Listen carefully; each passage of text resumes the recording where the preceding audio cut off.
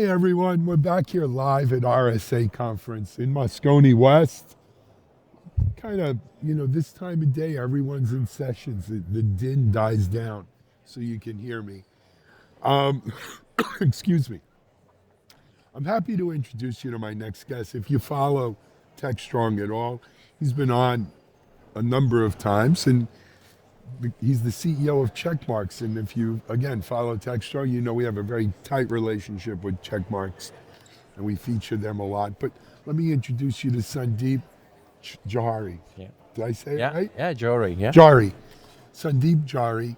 I know Sandeep actually from before Checkmarx and Tricentis, and he has a long track record of making successful companies.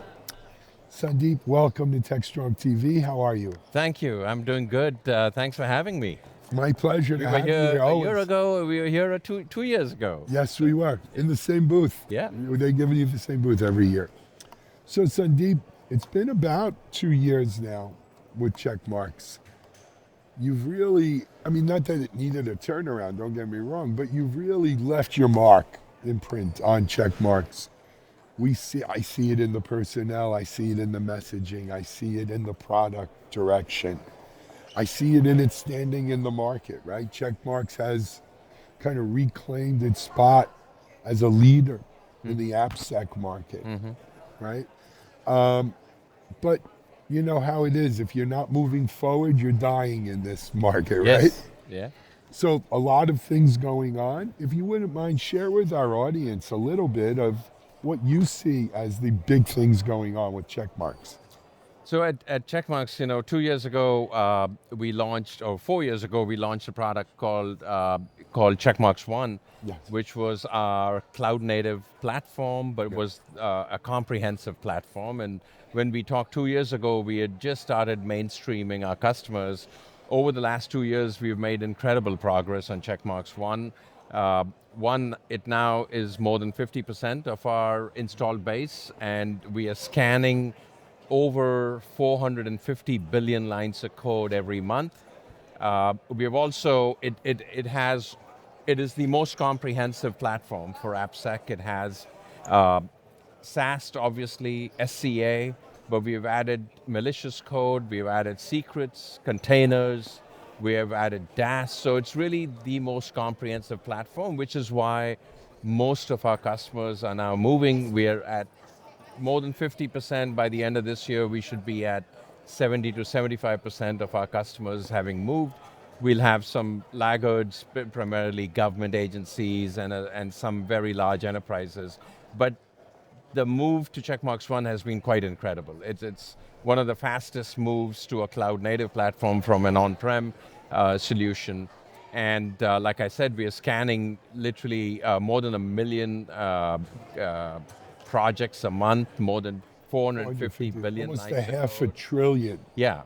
lines of code a month. Yeah, well, half a trillion, which is rapidly increasing. As of the end of last year, we were doing 350. So literally in 1 quarter, it's gone from 350 to 450. So it's really accelerating. And the reason for that is Checkmarx One is not only a comprehensive platform, but it's also a very dev-centric platform. Yes. So we have IDE plugins all the way, so it really shifts left, and that's what's driving a lot of the increased scanning, because now developers individually can kick off scans as they're writing code. Literally with every pull request they can scan, and that's what's driving it. So that's been a huge Sure. focus for us. To me, it's riding on two very important waves in the market.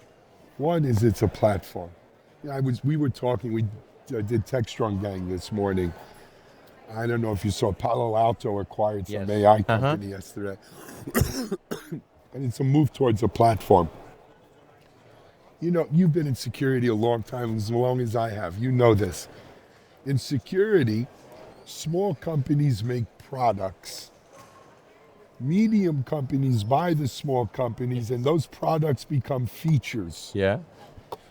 Bigger companies buy the medium companies, and those products and features get rolled into a platform. Because with a platform, you have an ecosystem. You have the company's entire platform of things that plug in. You have third-party partners, whether it's API or however, that plug in. And it allows you to do things that you can't do at just a product level. It's that platform.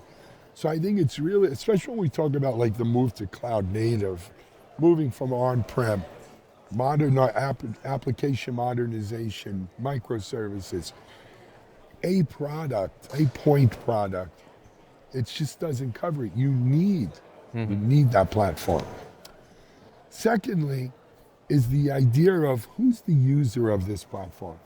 I think, unfortunately, the road is littered with security companies who thought they were going to do DevSecOps nirvana by building security products for security people that app dev would use. App dev doesn't use security products. Yeah. It's just, that's for security people. I think a lot of companies got hung up on that. One of the nice things about Checkmarx One is it is a security product, but designed for the app dev audience. Yes. And that's, it sounds subtle, but it's not subtle. It's a major to do here. So I think that is a big reason for the success. Yeah, actually, when I joined the company, I met with literally, reached out to 100 of our CISOs, and they raised exactly the 2 points you're saying. We don't want point solutions. It's too noisy. We want a single platform. And two, we want to shift left, move away from only security using it to developers using it. So those were the two design centers of Checkmarx One. And over the last 2 years, we have spent a lot of effort on making sure that the developer experience is incredible. Because developers, at the end of the day, don't care much about security. They don't like security. It's a barrier to their speed of innovation.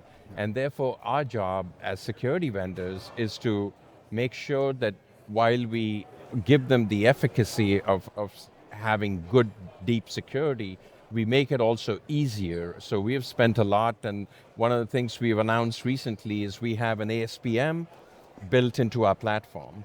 But the ASPM originally was initially was targeted at the security professionals who could take feeds from all the engines and then have an ASPM to kind of sort it out and do correlations and exploitability and the like. And what we've done, we just recently announced, is we brought the ASPM capability right into the IDE, again, for the benefit of the developer, so that it makes it very easy for the developer to be able to remediate, to understand the priorities of which vulnerabilities they should be working on, and then be able to remediate. So we've also added AI help capability in the IDE. So when you get a vulnerability, you get told how, one, it explains to you what it is, and it gives you suggestions on how to remediate it. So that's all driven towards making life really easy for the developer. So. Wonderful. Not everyone watching this is a security person, so let me ask you, ASPM stands for Application Security Posture Management. So it allows you to take vulnerabilities that are identified by multiple application security engines, static analysis, open source, and the like, and pull it all together in one area, one place where you can do correlations and prioritization. So that's what ASPM does. Absolutely.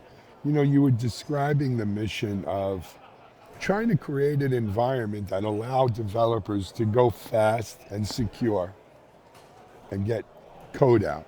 And that really describes the whole platform engineering mission, if you will. You know, and for those who don't know, Checkmarx partners with us and the platformengineering.org community. On our platform engineering show, I actually did a roundtable webinar, I think last week, with some of the Checkmarx and other people. We get the audience is so involved asking questions. They drive the whole thing. But it really is where the rubber's meeting the road right now.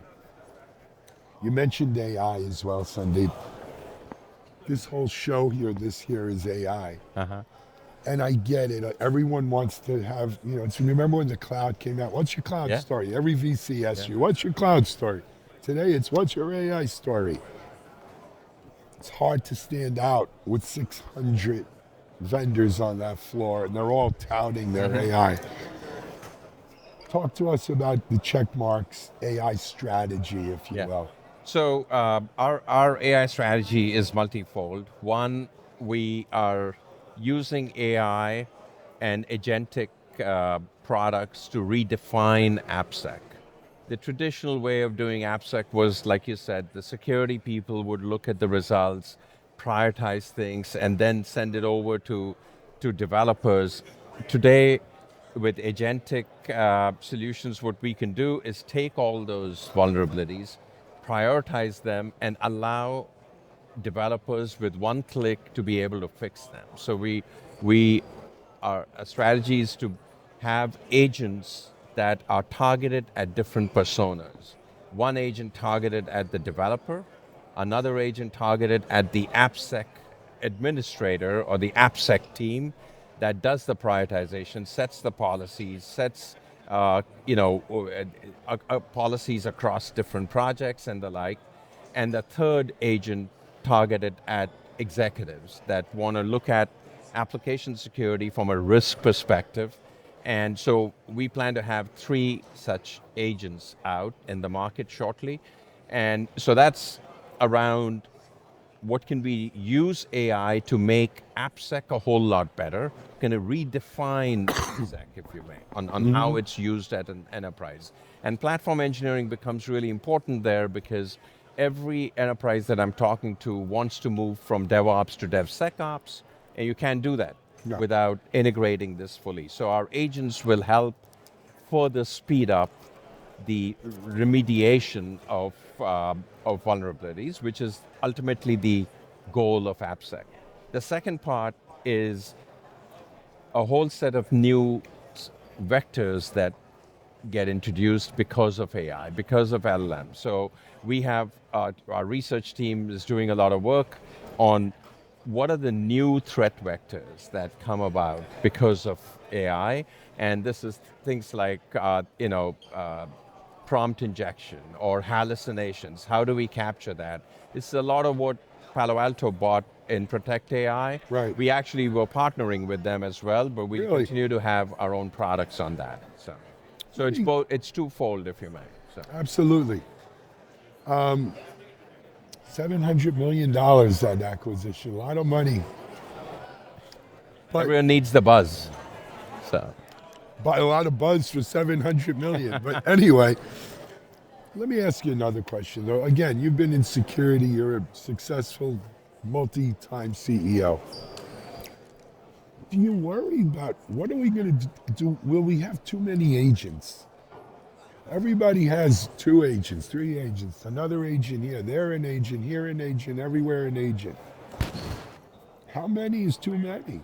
Yeah, I think I think the way to think about agents is they're really. I know agents are defined as really some things that are operating fully autonomously. I think that's a long ways off. In that I was talking to a CISO of a large bank yesterday, and he said, for security, we actually want agents that can help resolve things, but we don't want auto remediation. We want human intervention. So, like we were talking earlier, AI is one of those things which, it's not that AI will replace humans completely. AI will replace humans with humans that are enabled with AI. Right. Right? Or AI enabled humans will replace humans, not that AI will replace humans. And we think of it that way. Our developer-focused agent, for example, will have the ability for human intervention, where we think of it as you can do auto remediation. At some point, you might be comfortable enough to be able to do that for a certain class of vulnerabilities, but for a different class of vulnerabilities, for the more critical ones, people would want some human intervention to have some oversight on it. to your question of too many agents, well, we'll see how these go. Some of these agents are just AI washing. They're not really a whole lot different than what people have had before. They're presented in a different way. Uh, so I think there might be a little bit of overhyping, if you may. But the other aspect is that with MCP and A2A, you will have agents talking to each other, and what every enterprise we talk to are just as worried about the governance Yes. around these agents, where you need auditability, you need traceability. Like the bank CISO I was talking to, he said one of the main things, one of the big things they need to be able to demonstrate to their regulators is not just that they don't have any vulnerabilities, but the ones that they discovered, how did they resolve them? How did they discover them? How did they resolve them? And is there a record of all of that? So, it's still evolving. I think it's really exciting, all the agentic stuff, where you're making it, I think of it as a dramatically simpler user interface, if you may, with a lot of intelligence built in. Agreed. Agreed. I think of them almost as ephemeral, right? Because they're not. They do a specific job, and when they're done doing that job, they go back into the box. You know what I mean? But I do think what you said about we will have humans empowered by AI, not humans replaced by AI. Correct. At least for as long as you and I are going to be involved. Down the road, maybe different, but Yeah. who knows? I mean, if you take even code, the quintessential use case of using coding agents. Even there, the most powerful coding agents are the ones where they assist humans, and humans are involved. You're not having people write things automatically without any human oversight. So. Absolutely. There's one last area I want to talk return to Checkmarx. So you've got the Checkmarx One platform. Got so much going on. AppSec is such a dynamic market right now. For our audience out here, what do you think over the next year? We'll sit down maybe, well, we're going to sit down in a month or two, but not in person. Uh-huh. But for the next year, what should we focus on? Where should the focus be? So the trend I see in AppSec is really what we talked about earlier, which is how do we, every enterprise I'm talking to is looking at consolidating their functions, consolidating their AppSec vendors, and I think this year is going to further accelerate that with agents that are sitting over all of these engines. I think it further accelerates that. The other aspect is people really want to get the shift left move. It's not yet fully happened. There's still large enterprises that are trying to embed security into the development workflow, and I think we'll continue to see that. So at Checkmarx, we continue to focus on the developer experience, continue to drive functionality across the platform, like we've added secrets, we've added containers, we've added DAST, to really make it completely comprehensive, so there's only one. I don't think there'll be a consolidation of all security platforms, as you were talking about, where Palo Alto buys up everything from code to cloud. But we are very focused on AppSec and being the best enterprise solution for AppSec. And that's what we are focused on. That's what we hear from customers that they want, especially the larger enterprises that have complex environments. So that's what we're focused on. So. Love it. Checkmarx.com. Yes, checkmarx.com. CheckMarx.com. Sandeep, a pleasure. Okay. One of the great gentlemen in the Valley here, if you ever get a chance to meet him in person. We're live. Thank you. We're live here at RSA. We'll be back in a moment with more coverage. Stay tuned. Thank you. Thank you.